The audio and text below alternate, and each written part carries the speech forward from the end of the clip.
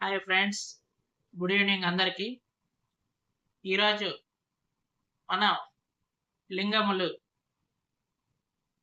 అను వాటి గురించి తెలుసుకుందాం.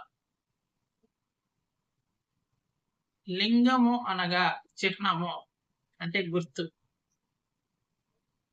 పురుష స్త్రీ నపుంసక వర్గములను బోధించు చిహ్నములే పులింగ, స్త్రీలింగ, నపుంసక లింగములు.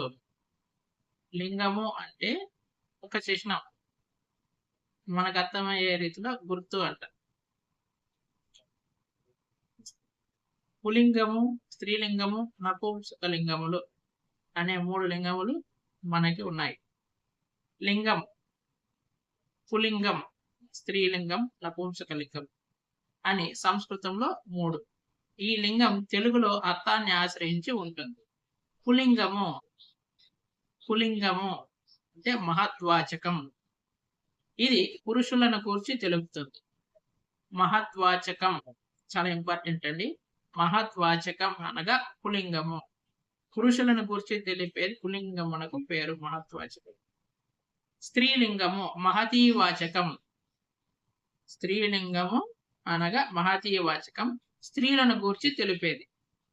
నపుంసక లింగము అనగా క్లీబము.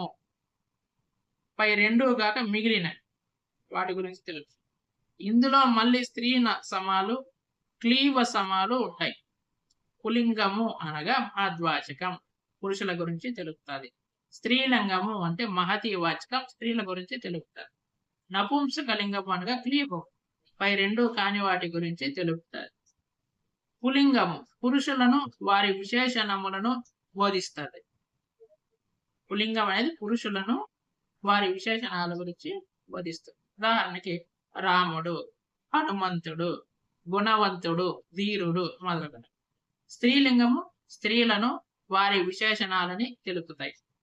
మహతీవాచకములు స్త్రీలింగములు.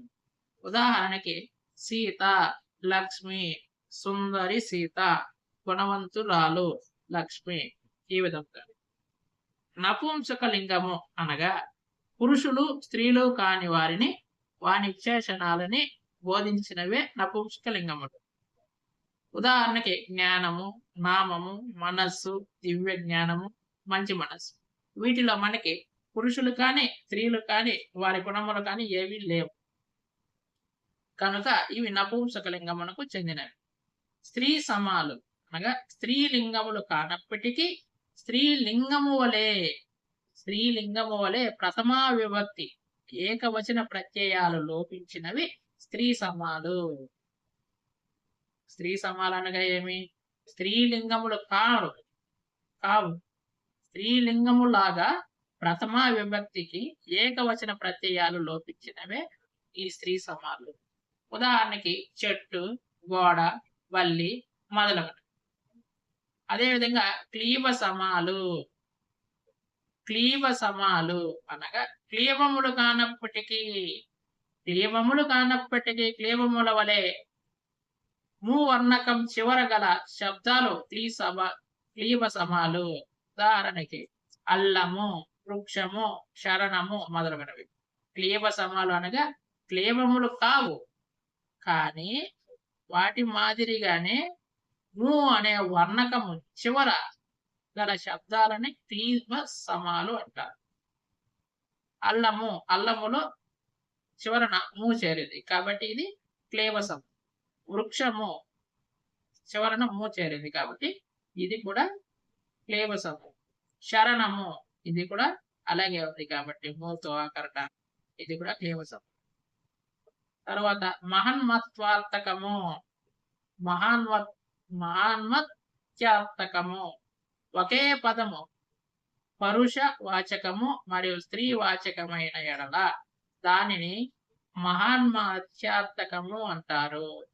ఉదాహరణకు బిడ్డ, శిశువు, చుట్టము, నీవు, నేను మొదలగు ఇలాంటి వాటిని మహాన్మత్యార్థకము. బిడ్డ ఇందున ఆడబిడ్డ అయినా కావచ్చు, మగబిడ్డ అయినా కావచ్చు, ఇద్దరు ఉన్నారు కాబట్టి. శిశువు ఆడ శిశువ, మగ శిశువు ఇద్దరు ఉన్నారు కనుక ఇది మహన్మత్యార్థకం.